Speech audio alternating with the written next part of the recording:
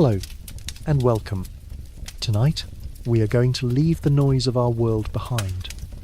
We will turn down the lights on our worries and light a small, quiet candle in the past.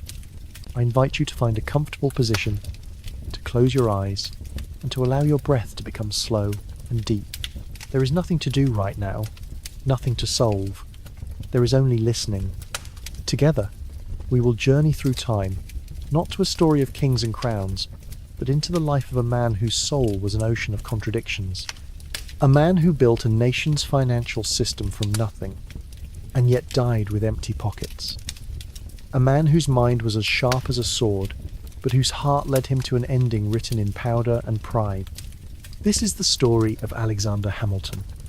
But long before the wars, the politics, and the power, there was an island. Imagine, for a moment, a small, quiet island, humid and swept by salt and wind. A place called Nevis in the British West Indies. It was almost an invisible speck on the world map, but it was there, in the middle of the 18th century, that one of history's most brilliant minds was born. Or maybe not. You see, even his birth is a riddle, a whisper on the wind. Some records say he was born in 1755. Others insist it was 1757. Alexander himself sometimes seemed unsure, or perhaps he simply wanted to forget. What we do know is that he was born into nothing. His mother, a woman named Rachel Fawcett, was of French descent, with a spirit too strong for the world she was born into. She had escaped an unhappy marriage, but the church never recognised her divorce. So when she began a new life with James Hamilton, Alexander's father, their union was considered a scandal. They were never legally married, which made young Alexander illegitimate. That word, illegitimate, carried an immense weight back then. A weight you could feel in every stare, in every closed door. It meant whispers in the streets. It meant a shame you did not earn but were forced to carry on your small shoulders. Alexander grew up surrounded by hardship. His father struggled to find steady work. His mother, though resourceful and determined, could not shield him from the constant shadow of poverty.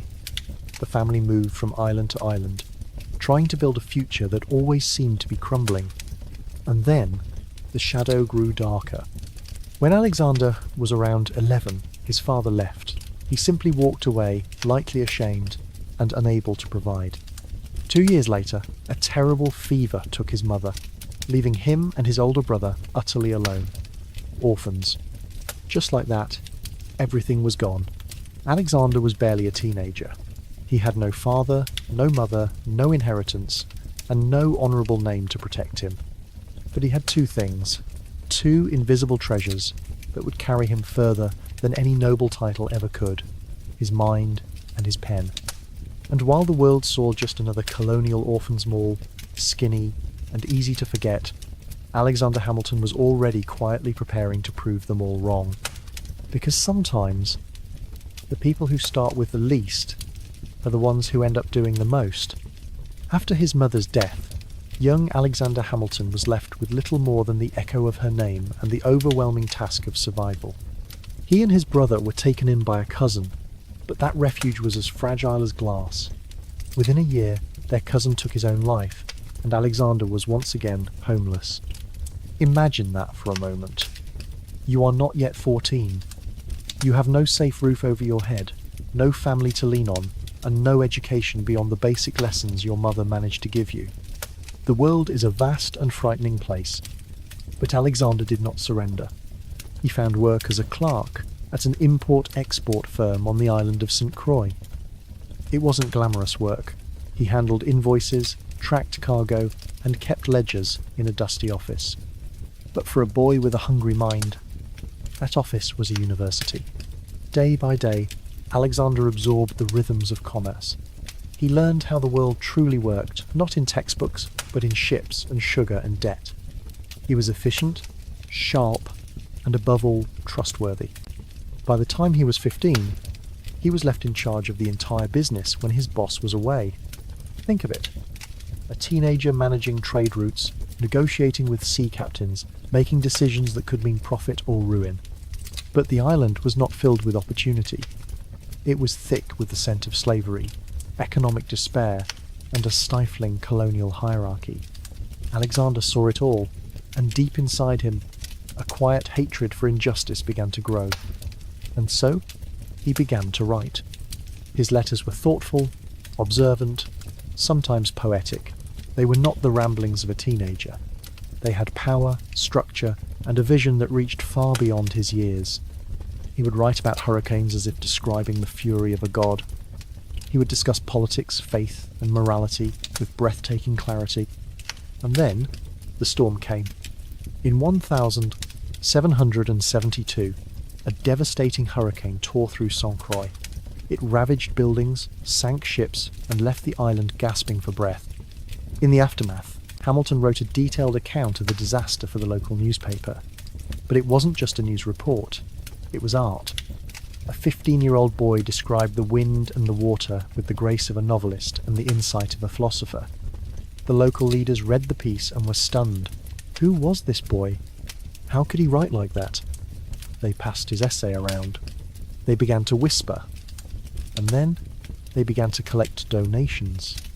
The people of St. Croix, impoverished and rebuilding, gathered enough money to send this orphan boy to America. Because even in the deepest darkness, genius glows.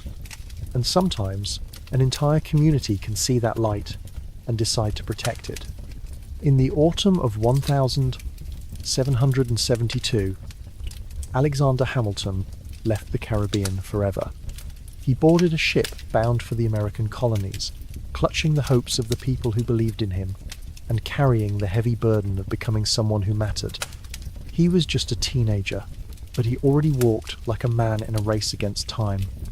When he arrived in New York, the world he knew vanished. The crowded streets, the towering churches, the docks buzzing with life. This was not St. Croix. This was chaos, opportunity, fire. He enrolled at King's College, what we now know as Columbia University, and he wasted no time. He devoured books like a starving man.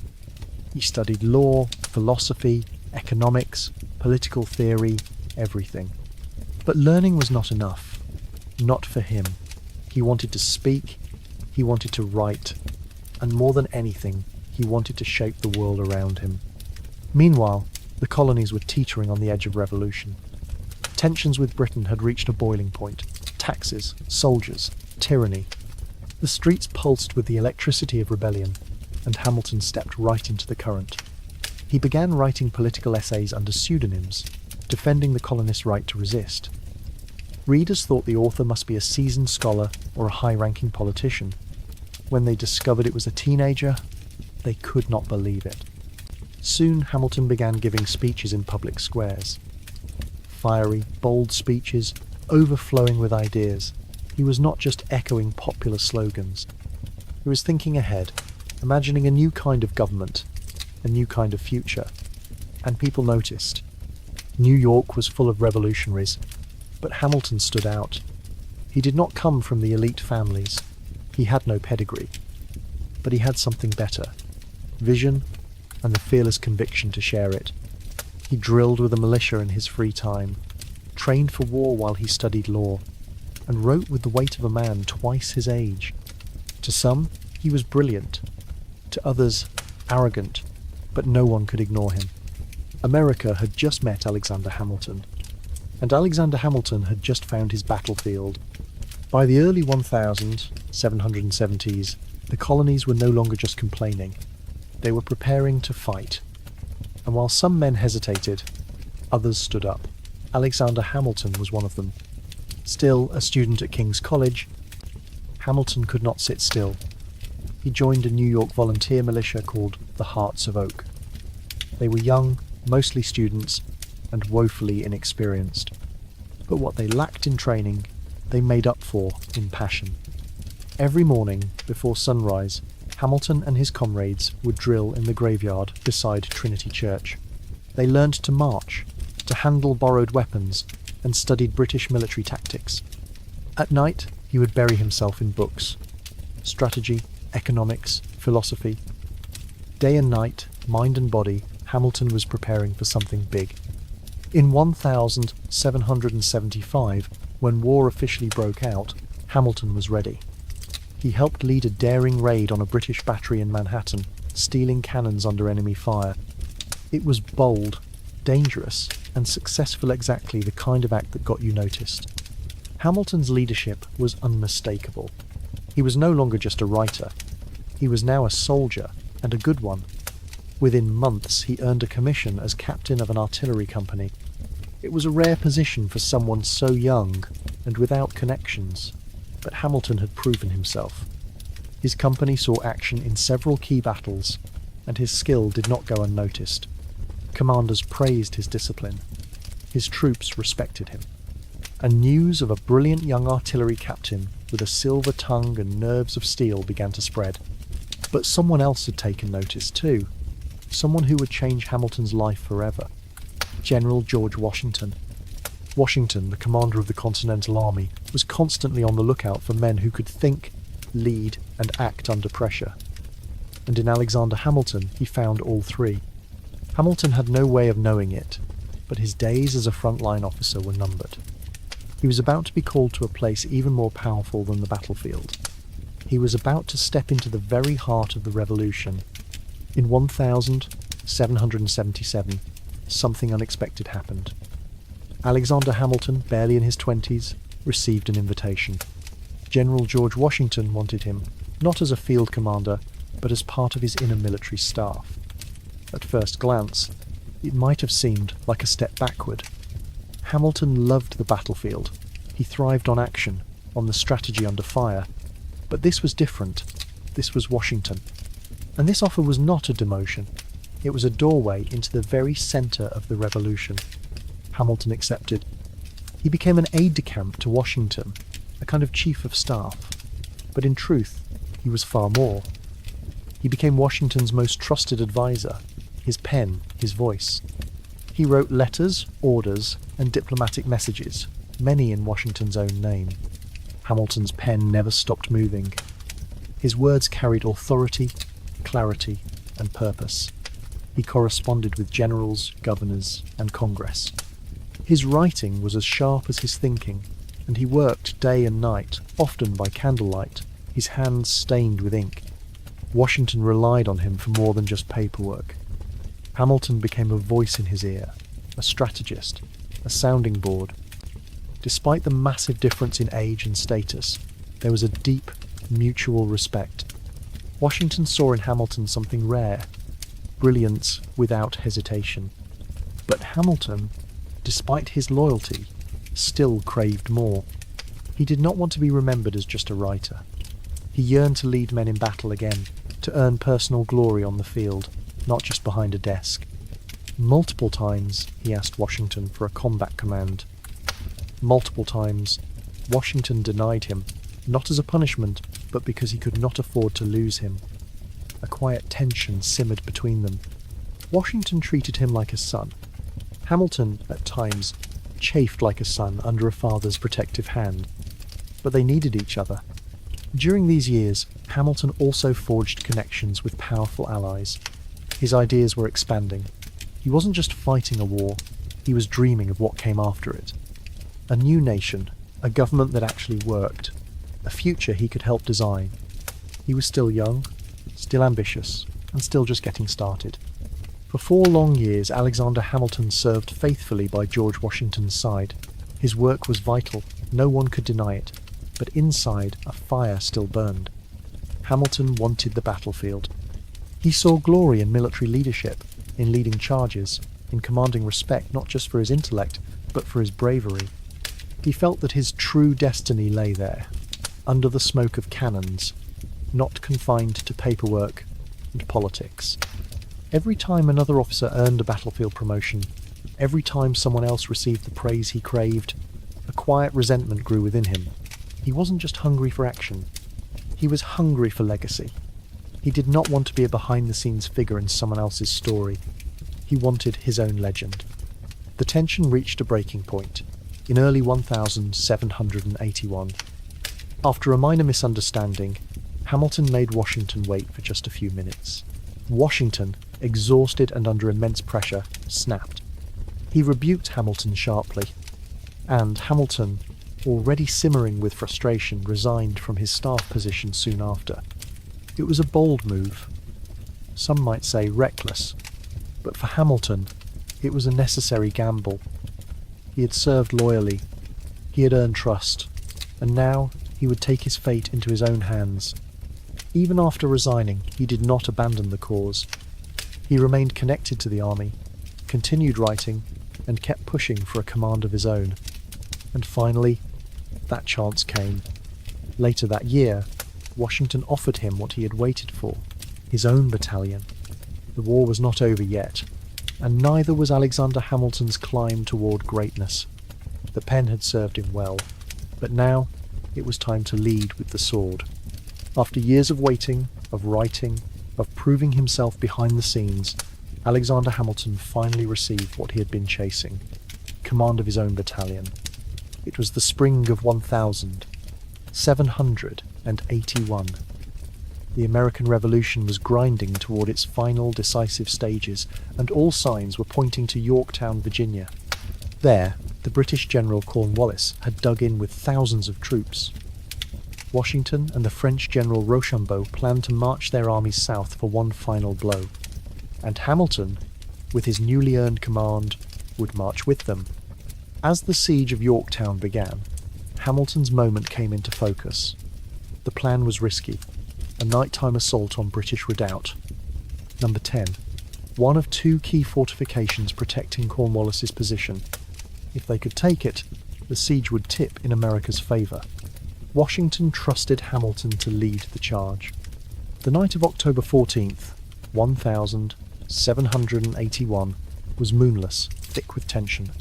Hamilton's men crept toward the redoubt, with bayonets fixed and rifles unloaded. Silence was essential. No gunfire, just steel and fury. And then they struck. Hamilton led the attack from the front. He climbed over the enemy defences under a storm of musket fire, sword in hand, rallying his men forward. In 10 minutest and brutal, breathless minutes, the redoubt was theirs. The victory at Redoubt 10, paired with the simultaneous French success at Redoubt 9, broke the British lines. Within days, Cornwallis surrendered. The war, for all practical purposes, was over. For Hamilton, that night was more than just a battle. It was vindication. He had proven he was more than a writer, more than a political mind. He had led troops under fire and won. He had earned Washington's respect once again, this time not just as an aide, but as a warrior. But the battlefield was only the beginning. Now that independence was nearly won, the question became, what next? What kind of nation would rise from the ashes of war? For Hamilton, the answer was clear. If America was going to survive, someone had to build it, and he was ready to start laying the foundation. When the guns fell silent, and the Treaty of Paris was signed in 1783, the United States of America was officially free. But freedom, Hamilton quickly realized, was only the beginning. The country was independent, but not stable. The Articles of Confederation, the first attempt at a national government, were weak, toothless, and dangerously inefficient. The states operated more like competing countries than a united nation. They printed their own money, set their own rules, and squabbled endlessly. To Hamilton, it was chaos masquerading as liberty. He left the army and returned to civilian life in New York, where he officially began his career as a lawyer. But his mind was still on the battlefield. Only now, the enemy wasn't redcoats. It was disorder, economic instability, and a lack of federal power. Hamilton believed deeply in structure, in systems, in a central government strong enough to hold the country together, and he feared that without it, everything they had just fought for would collapse. So he started writing again. Essays, letters, and proposals. He joined state political circles, speaking passionately about the need for change. His voice, once used to rally troops, was now used to rally minds. In 1787, his pushing paid off. Delegates from all 13 states gathered in Philadelphia for a constitutional convention. Among them, George Washington, James Madison, Benjamin Franklin, and Alexander Hamilton. Hamilton was one of the youngest in the room, but his energy was unmatched. His speeches were bold. His ideas were unapologetically pro-federalist. He believed America needed a strong central government, a national economy, and a unified identity. Not everyone agreed. In fact, many were wary of centralized power. It reminded them too much of monarchy. But Hamilton did not back down. He wasn't just fighting for a constitution, he was fighting for a vision of America that could last. Because revolutions may win freedom, but only structure can keep it. The Constitutional Convention of 1787 was a turning point for America and for Alexander Hamilton. For 4 hot months in Philadelphia, delegates debated, argued, and rewrote the blueprint for a new government. Hamilton's vision was ambitious. He argued for a strong central government, a president with real executive power, and even a Senate that served for life. These ideas did not sit well with many. In the end, Hamilton's more extreme proposals were not adopted, but many of his broader principle-strong federal authority, a robust executive branch, and the supremacy of national law made it into the final constitution. Still, the fight was far from over. The Constitution had been written, yes, but it still needed to be ratified by the states, and that would not be easy. Opposition was fierce, so Hamilton went to war again. Not with guns, but with his greatest weapon, his pen. He joined forces with James Madison and John Jay to write a series of essays defending the new Constitution. Published under the shared pseudonym Publius, these essays were aimed at ordinary citizens. They were clear, logical, and persuasive.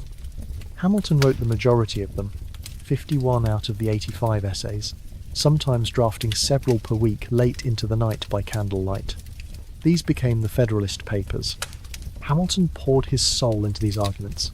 He wasn't just defending a document, he was defending the very future of the Republic. And it worked. Slowly, state by state, the Constitution was ratified. In 1789, it officially became the supreme law of the land. The United States now had a government. And Alexander Hamilton, he wasn't just one of its architects, he was about to become its chief engineer. In 1789, the new American government took its first breath. George Washington was unanimously elected as the first president of the United States. And when it came time to fill his cabinet with the sharpest minds in the country, he knew exactly who he wanted to manage the nation's finances. Alexander Hamilton. Hamilton was sworn in as the first Secretary of the Treasury. A title that might have sounded bureaucratic, but in reality came with a staggering challenge. The United States was broke. There was no national currency, no central banking system, no public credit. The government owed millions in war debts. The economy was fractured, unstable, and teetering on collapse. To most, it seemed like a disaster. To Hamilton, it was an opportunity. He got to work immediately, drafting reports, crunching numbers, and designing a financial system from scratch. His goal, not just to solve the present crisis, but to lay the foundation for a strong, modern economy. His first move was bold. The federal government would assume all state debts from the Revolutionary War. Many saw this as dangerous. Hamilton saw it as brilliant. Why? Because if the federal government owed money, lenders, especially the wealthy elite, would have a vested interest in its survival. Next, he proposed the creation of a national bank, a central institution that could manage government funds and issue stable currency. To Hamilton, economics wasn't just about math, it was about power. He believed that a strong economy would lead to a strong nation, but not everyone shared his vision. His policies triggered fierce opposition, especially from Thomas Jefferson and James Madison, who feared that Hamilton was creating an elite, centralized government too similar to Britain's monarchy. Still, Washington backed him, and slowly but surely, Hamilton's ideas took root. The US economy began to stabilize. Confidence grew. In just a few years, Hamilton had taken a bankrupt, fractured collection of states and given it the beating heart of a functioning economy. He wasn't just managing money, he was building a nation. As Alexander Hamilton's financial system began to take shape, so did his reputation, not just as a brilliant architect of the economy, but as a polarizing force in American politics. To his supporters, Hamilton was a genius. But to his critics, he was dangerous. Too bold, too centralized, too British in style. And no critic was louder or more persistent than Thomas Jefferson. Jefferson, the Secretary of State, was Hamilton's opposite in nearly every way. Where Hamilton believed in cities, commerce, and concentrated federal power, Jefferson believed in rural life, individual liberty, and limited government. To Jefferson, Hamilton's national bank was unconstitutional. His debt plan was a favour to the wealthy. He believed Hamilton was steering the country toward a dangerous aristocracy. To Hamilton, Jefferson was a naive dreamer. His vision of an agrarian paradise ignored economic reality. The clash was more than philosophical. It became personal. The cabinet became a war zone. Washington, though respectful of Jefferson, often sided with Hamilton. He valued results, and Hamilton delivered them. Still, the feud grew. In the press, Jefferson's allies accused Hamilton of corruption and tyranny. In return, Hamilton's supporters painted Jefferson as weak and idealistic. What began as debate quickly hardened into rivalry, and eventually birthed something new in American history: political parties. Hamilton's followers became known as the Federalists, Jefferson's the Democratic Republicans. The country, still young and fragile, was now splitting into factions. And right in the centre of it all stood Alexander Hamilton. Praised, hated, unstoppable. He had built an economy. Now, unknowingly, he had helped build the machinery of American politics. The United States had barely found its footing before it began to divide. Not by geography, but by ideology.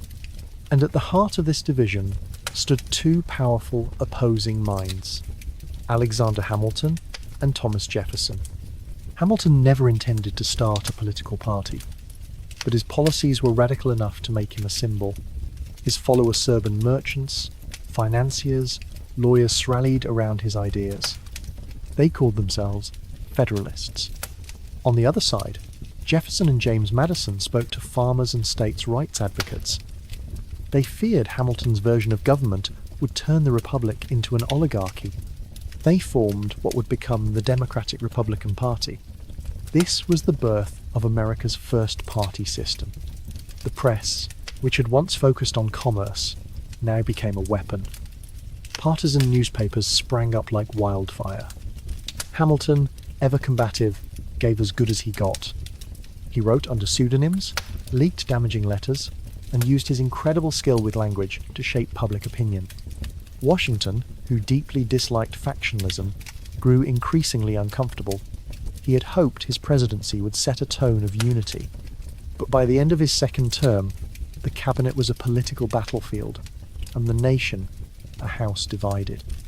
Eventually, Jefferson resigned from Washington's cabinet, disgusted by Hamilton's influence. But even in resignation, his movement grew stronger. And then came the election of 1796, America's first real contested presidential race. John Adams, a Federalist, won. But Jefferson, his opponent, became vice president under the rules of the time. It was an awkward, tense administration, and Hamilton, although no longer in the cabinet, still pulled strings from behind the curtain. The revolution had created a nation, but Hamilton and Jefferson had created something longer lasting, the template for American political conflict. And the fight was far from over. Alexander Hamilton had built a reputation as a man of brilliance, order, and discipline. But in 1797, that image would shatter. It all began several years earlier, in the summer of 1791. Hamilton, then the Secretary of the Treasury and one of the most powerful men in the country, was approached at his home by a young woman named Maria Reynolds. She claimed her husband had abandoned her and asked Hamilton for financial help. He agreed. But what followed was not charity. It was an affair. Hamilton and Maria Reynolds began a secret relationship that lasted for months. But it was not just an affair. It turned into a trap. Her husband, James Reynolds, found out and blackmailed Hamilton, demanding money to keep silent. Rather than end the affair immediately, Hamilton continued to pay and continued to see Maria. Eventually, the situation unravelled. In 1,797 political enemies, including Thomas Jefferson's allies, uncovered the payments. They suspected Hamilton was involved in financial corruption. In reality, the payments were personal, not political. But Hamilton knew the story would explode. So, he did something almost unthinkable. He told the truth. In a 95-page public document, now known as the Reynolds pamphlet, Hamilton confessed to the entire affair in shocking detail. He admitted to adultery, to the blackmail payments, and to the personal disgrace it brought. But he denied any financial misconduct in his public office. It was the first major sex scandal in American political history, and it ruined him. Public reaction was brutal. His enemies used it as proof that Hamilton was immoral and unfit for public life. Even his allies were shaken. His once sterling reputation took a permanent hit. At home, things were even worse. His wife, Eliza, was devastated. The woman who had supported him through war, politics, and scandal now had to endure public humiliation. Hamilton never recovered politically. Though he continued to write and advise, he would never hold public office again. The man who built America's financial foundation had destroyed his own credibility with one private mistake. His enemies cheered. But Hamilton, he wrote on, because no matter how deep the scandal, he still believed in shaping the future. After the publication of the Reynolds pamphlet, Alexander Hamilton's world changed. He had exposed himself not just to save his public integrity, but to own his mistake. But honesty, as it turned out, came at a steep price. The American public was shocked. The whispers turned into headlines, and the headlines turned into laughter. Political opponents pounced. Jeffersonian newspapers had a field day, portraying Hamilton as a corrupt hypocrite, a man who claimed to build a moral republic while living a double life. But perhaps the most painful reaction came from within his own home. Eliza Hamilton, his wife, had been his fiercest defender for years. But this time, Hamilton had betrayed her trust in the most public way possible. The damage to their marriage was deep and personal. Still, she did not leave him, and Hamilton, wounded but not silenced, continued to write. He may have lost public favour, but he had not lost his sense of duty. During the contentious presidential election of 1800, Hamilton, no longer in office, tried to shape the outcome anyway. Though he was a Federalist, Hamilton did not trust President John Adams, the head of his own party. The two men had grown to despise each other. So, in a move that shocked even his allies, Hamilton publicly attacked Adams in a scathing pamphlet, calling him unstable and unfit for office. It was political suicide. The attack fractured the Federalist Party and opened the door for Thomas Jefferson to win the presidency. Hamilton had intended to steer the outcome, but ended up sinking his own side. He had once controlled America's finances. Now, he was an outsider in a country he helped build. Yet even in exile, Hamilton couldn't help himself. He kept writing, because that's what Hamilton did. He fought, he failed, and he never stayed quiet. By the turn of the 19th century, Alexander Hamilton's influence had faded. But if Hamilton was drifting from the centre of politics, someone else was quickly stepping into it, Aaron Burr. Sharp, ambitious, and unpredictable, Burr was a man Hamilton had never trusted. The two had crossed paths in New York politics for years. To Hamilton, Burr was dangerous, not because of what he believed, but because he seemed to believe in nothing. In the election of 1800, the rivalry deepened. Burr ran as Thomas Jefferson's running mate, but due to a quirk in the electoral college system, both Jefferson and Burr received the same number of electoral votees a tie.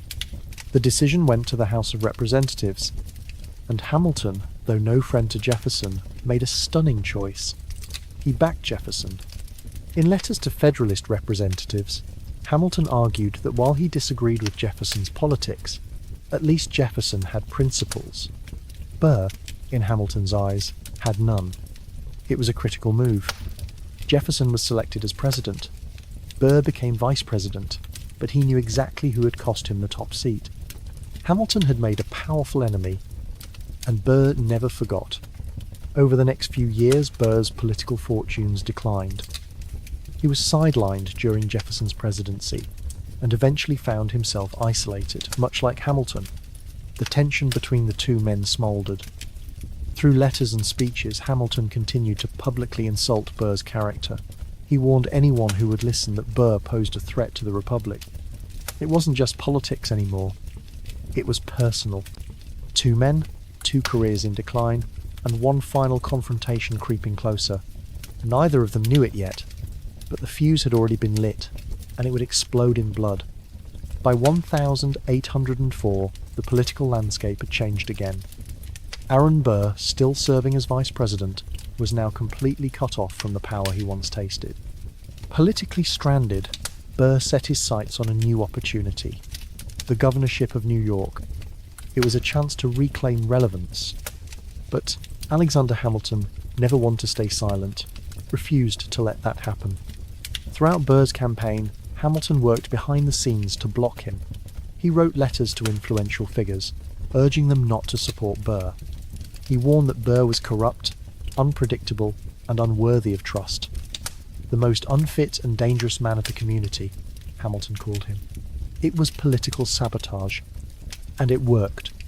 Burr lost the election.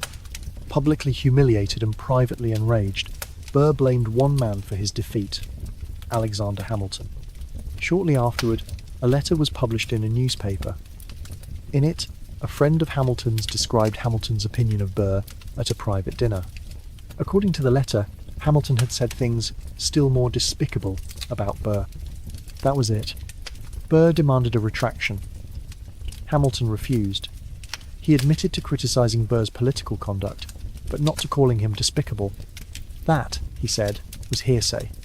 But Burr did not want a clarification. He wanted a reckoning. So, he sent a letter. A formal challenge. A duel. At first, Hamilton hesitated. Dueling was illegal, dangerous, and against his own moral beliefs. He had lost friends to duels. He had a family. He had sons. He had a legacy. But he also had pride. Hamilton feared that rejecting the challenge would brand him a coward. He believed that honour mattered. And so, he accepted. He began to put his affairs in order. He wrote a letter to Eliza expressing his love. He drafted a statement explaining that he intended to throw away his shot, not to kill, but to preserve honour without bloodshed. But duels did not always go according to plan. On the morning of July 11th, 1804, Hamilton and Burr would meet on the cliffs of Weehawken, New Jersey. Two men, two pistols, and one final moment that would change American history forever. The sun had barely risen on July 11th, 1804, when two boats quietly slipped across the Hudson River to the wooded bluffs of Weehawken, New Jersey. The sky was pale, the air thick with mist. It was a place chosen deliberately, remote, hidden from the law, and stained with history. Just a few years earlier, Hamilton's own son, Philip, had died in a duel on this very ground. Now, Alexander Hamilton had returned to face his own end. He arrived with his second. Aaron Burr arrived with his. The pistols were prepared. The distance was measured, 10 paces apart. Burr stood tall, composed. Hamilton, quiet, but resolute. What exactly happened in the seconds that followed remains a mystery. Hamilton claimed beforehand that he intended to throw away his shot, to aim high, to avoid bloodshed. Some accounts say he fired into the air, deliberately missing. Others believe he flinched or fired by reflex. But what is not in question is what Burr did next. He raised his pistol. He aimed. He fired. The bullet struck Hamilton in the lower abdomen, shattering his ribs, tearing through his liver, and lodging in his spine. He collapsed almost instantly. Burr, stunned by the damage, stepped forward, then turned and walked away. Hamilton was rushed back across the river, unconscious, bleeding, and barely alive. He was taken to the home of a friend, where his family soon gathered. He lived for 31 hours. During that time, he drifted in and out of consciousness. He spoke to his wife, Eliza, asked for forgiveness, and received last rites. And then, on the afternoon of July 12th, 1804, Alexander Hamilton died. He was 47 years old, the man who had fought in the Revolution, built the nation's financial system, written the bulk of the Federalist Papers, and shaped the very structure of the United States, was gone, killed in a duel that history would remember as a tragedy, a waste, and a final chapter written in gunpowder and pride. But Hamilton's story did not end there, because death has a strange way of echoing, especially when a legacy refuses to be buried. As news of Alexander Hamilton's death spread across New York City, shock rippled through every corner of the young republic. Crowds gathered in silence outside his home. Duels had claimed lives before. But this felt different. Here was a man who had helped win independence, built the US economy, defended the Constitution, now gone by the hand of a sitting vice president. Public outrage flared. Hamilton's funeral drew thousands. Businesses closed. Church bells rang. At Trinity Churchyard, his coffin was lowered into the ground. He was buried not as a politician, but as a patriot. His wife, Eliza, stood by his side until the very end. In the days after his death, Eliza faced a mountain of debts and 7 surviving children to raise. Yet, she refused to break. Fueled by grief and love, she dedicated her life to preserving her husband's legacy. She helped establish the first private orphanage in New York City, honouring Hamilton's own childhood as a poor, forgotten boy. She organised his letters, defended his name, and made sure the next generation knew who he was. As for Aaron Burr, he was never charged with murder, but his political career ended the moment Hamilton's heart stopped. He finished his term as vice president in disgrace, living the rest of his life as a man haunted by what he had done. Hamilton's death marked the end of one chapter in American politics and the beginning of another. The country moved forward, but Hamilton's idea central banking, public credit, strong federal authority would endure. And though his name faded for a time, it would never disappear completely, because Hamilton was more than a founding father. He was a builder, a believer, and a man whose last breath became the spark of something far greater than himself. In the wake of Alexander Hamilton's death, his wife Eliza stood at the crossroads of heartbreak and duty. She had lost her husband to pride and politics. Left behind were 7 children, a mountain of debt, and a legacy under siege. His enemies were eager to write him off, but Eliza refused to let history forget him. She began the long, lonely work of protecting the reputation of a man who could no longer speak for himself. She gathered his writings letters, essays, government reports. She tracked down his correspondences, organised his papers, and defended his role in the founding of the country. She corrected public misperceptions and kept his name alive through deliberate, careful storytelling. But Eliza's mission did not stop at memory. She also built. In 1806, just 2 years after Hamilton's death, Eliza helped establish the Orphan Asylum Society in New York City. It was more than charity. It was personal. She never forgot that her husband had been an orphan, himself abandoned, impoverished, and overlooked. Through this work, she ensured that other children would not be forgotten the way he had been. For the next 5 decades, Eliza lived not as a recluse, but as a quiet force behind American memory. She outlived her husband by 50 years, long enough to see some of his ideas finally recognised for their genius. When people asked her how she survived such tragedy, she would speak softly but firmly. "I had his children," she'd say. "I had his legacy." She died in 1854 at the age of 97. Nearly a century of life, half of it spent in devotion to a man no longer living, but whose influence refused to die. Eliza did not just preserve Hamilton's story, she rescued it, because even though the world had tried to bury him in scandal and silence, she gave him a second life, not in politics, but in memory. And because of her, the name Alexander Hamilton would not vanish from history. Alexander Hamilton may have died young, but his ideas were just getting started. In the early years after his death, his legacy remained tangled in controversy. To many, he was remembered as the brilliant mind who couldn't escape his own ego. But history, as it often does, began to shift. America grew, the economy expanded, and slowly, leaders began to revisit Hamilton's vision, not with suspicion, but with respect. His blueprint for a strong central government became a model during national crises. His belief in federal credit became the cornerstone of American financial power, and his dream of a diverse industrial economy came to life. By the time the Civil War approached, Abraham Lincoln was reading Hamilton's writings closely. He saw Hamilton as a guide, a man who understood that preserving the Union required both principle and structure. Even later, presidents like Theodore Roosevelt and Franklin D. Roosevelt would quote Hamilton in speeches, drawing on his ideas about executive strength and economic planning. Historians, too, began to change their tone. The once dismissed Federalist became, in hindsight, one of the most forward-thinking of all the Founding Fathers. He had seen a version of America that took over a century to fully arrive. Hamilton's critics had often accused him of dreaming too big, but maybe that was the point. His vision was never meant for his time alone.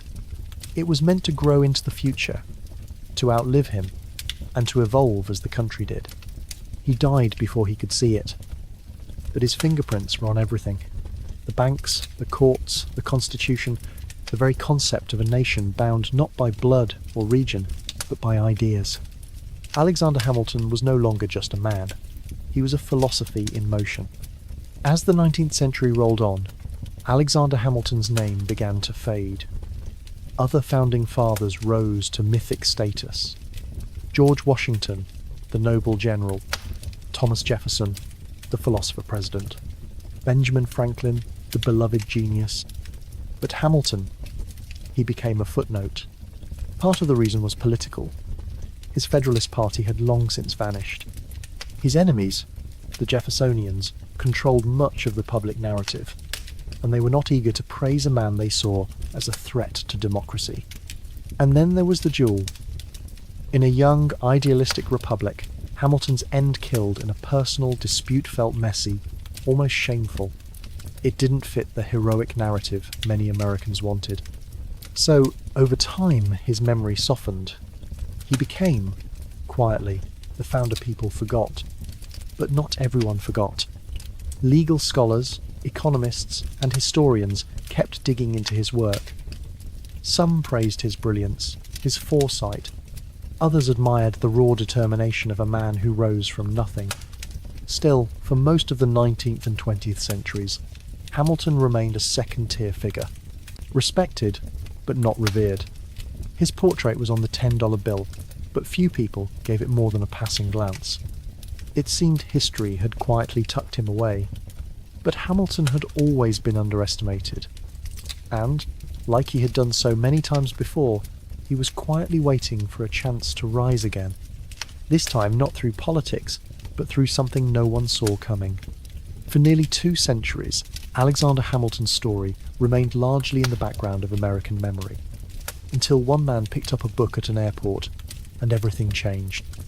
In 2004, the historian Ron Chernow published a groundbreaking biography titled Alexander Hamilton. It was rich, detailed, and deeply humanizing. It painted a full picture of a complex man-flawed, brilliant, ambitious, relentless.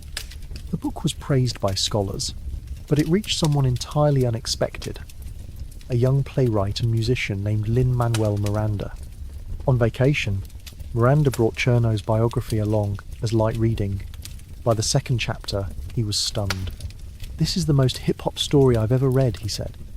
A poor kid from the Caribbean who used words to rise to the top. It didn't just resonate, it sounded like music. And so Hamilton's second act began. Not in Congress, but on Broadway. In 2015, Miranda's musical Hamilton premiered in New York. It was a bold, genre-defying mix of hip-hop, R&B, and traditional show tunes. It reimagined the Founding Fathers as young, diverse, and deeply flawed revolutionaries. The show cast actors of colour in the roles of America's founders, giving new voice and new relevance to an old story. Audiences were electrified. It became a cultural phenomenon. It pulled Hamilton's legacy out of dusty textbooks and into the hearts of millions. Suddenly, the world wanted to know, who was Alexander Hamilton? Students began reading the Federalist Papers. Visitors flocked to Trinity Church. And more than anything, people began to understand what Eliza Hamilton had fought so hard for, to make sure her husband's story was not forgotten. Hamilton had always believed in the power of words. Now, more than 200 years after his death, it was words and music that brought him roaring back to life. When Hamilton, an American musical, exploded onto the stage, it didn't just entertain, it educated. For many, this was their first deep introduction to Alexander Hamilton. Suddenly, students were quoting the Federalist Papers in classrooms. History teachers were updating lesson plans. Museums saw surges in attendance. Hamilton had become cool. But it wasn't just about music. The story resonated because it was universal. Here was a man born out of wedlock, raised in poverty, an immigrant who rose by the sheer power of his intellect and resilience. His flawshed pride, his temper were not hidden, but explored. In many ways, Hamilton became a mirror for immigrants, for underdogs, for dreamers, for anyone who had ever been told they didn't belong. And while the musical took creative liberties, it sparked something rare, genuine curiosity about the real man behind the melody. It got people asking questions. It brought forgotten stories into the light. More than 2 centuries after his death, Hamilton was not just remembered, he was relatable. In his own time, he often felt like an outsider, too bold, too fast, too much. But now, the world had finally caught up. And the man once buried by scandal and politics now had history's full attention. Because when forgotten stories are told loud enough, they can echo through time. As the spotlight returned to Alexander Hamilton, people began to look at his ideas, not just his life, and realize something extraordinary. So much of what America is came from him. From the very beginning, Hamilton was thinking not just about independence, but about what came next. The national economy? The federal assumption of state debts and the creation of a national bank were his ideas. Today, they are standard. America's credit system, the Treasury Department, and the very concept of public finance were all shaped by his blueprint. The Constitution? He helped sell it to the public with unmatched force in the Federalist Papers, which are still referenced in Supreme Court decisions today. The executive branch? The power of the presidency and the role of the cabinet reflect his influence. He feared mob rule just as much as monarchy, and he worked endlessly to balance liberty with law. He also envisioned America as a place of industry. He pushed for manufacturing, infrastructure, and innovation. In his famous report on manufactures, he outlined a vision of an economic powerhouse. At the time, many rejected it. Today, it reads like prophecy. Hamilton's legacy isn't just carved in marble.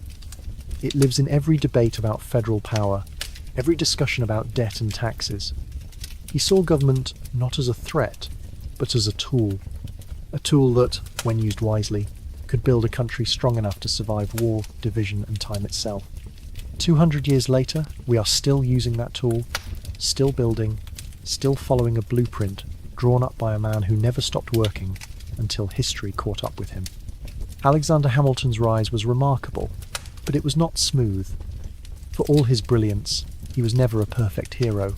In fact, what makes his story resonate today is not just his success, but his flaws. Hamilton was often his own worst enemy. His pride was enormous. He believed, often rightly, that he was the smartest man in the room. But that belief came at a cost. He insulted political allies, and when given the chance to stay quiet, he almost never did. Take the Reynolds affair. To protect his political reputation, he torched his personal one by publishing a 95-page confession. His need to be right always cost him more than he could afford. He also had a sharp temper. His political writings were ruthless, even against fellow Federalists. His pamphlet tearing apart John Adams didn't just hurt Adams, it helped Jefferson win the presidency. That wasn't strategy, that was impulse. He also struggled with contradictions. He fought for liberty, yet created systems that concentrated power. He distrusted the masses, yet built mechanisms to protect their future. And perhaps the deepest contradiction of all, he was a man obsessed with legacy, who died in a duel that almost erased it. And yet, isn't that what makes him relatable? Hamilton was not untouchable like Washington. He was loud, fiery, ambitious, and deeply human. He worked himself to the bone because he never felt secure. He pushed too hard because he feared being forgotten. He made mistakes because he refused to play it safe. And that is why, centuries later, his story still speaks.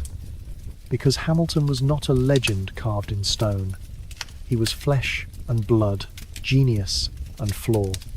A man who tried, failed, rose, fell, and kept going. He was not perfect. He was real. Legacies are strange things. Some are carved in stone, immediate and obvious. Others are quieter, buried for a time, waiting for someone to dust them off and see them clearly. Alexander Hamilton's legacy lived somewhere in between. Today, more than 200 years later, he is everywhere. And what makes his legacy so powerful is not just what he did, but what he represents. He is the immigrant who built a nation's economy, the orphan who stood beside a general, the outsider who stepped into the core of power and refused to apologize for being bold. In a country built on opportunity, Hamilton's story is the ultimate proof that you do not need to be born into greatness to achieve it. But legacy, to Hamilton, was never about statues or songs. It was about impact.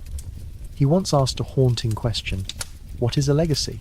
It's planting seeds in a garden you never get to see. He did not live to see his economic system flourish.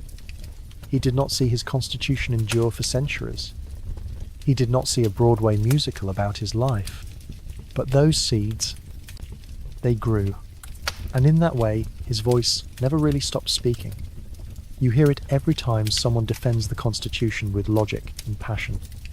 You see it in the systems that still hold the country together. You feel it in the stories of people who rise from nothing, just as he did. And now, centuries later, the garden he planted continues to bloom. Not because he was perfect, but because he refused to be forgotten. Alexander Hamilton's life was short, 47 years. But in those years, he lived more than most ever do. He rose from poverty, carved out a place in history with nothing but his mind and his will, and left behind a legacy that helped shape an entire nation. And yet, what makes him truly unforgettable is not just what he built, it is how he built it. He failed publicly, he loved deeply, he fought passionately. He was a flawed man, jealous, stubborn, impulsive. But he was also endlessly driven. He believed in building something bigger than himself, even when it cost him everything. And maybe that is why, all these years later, we are still drawn to his story. Because we recognize it.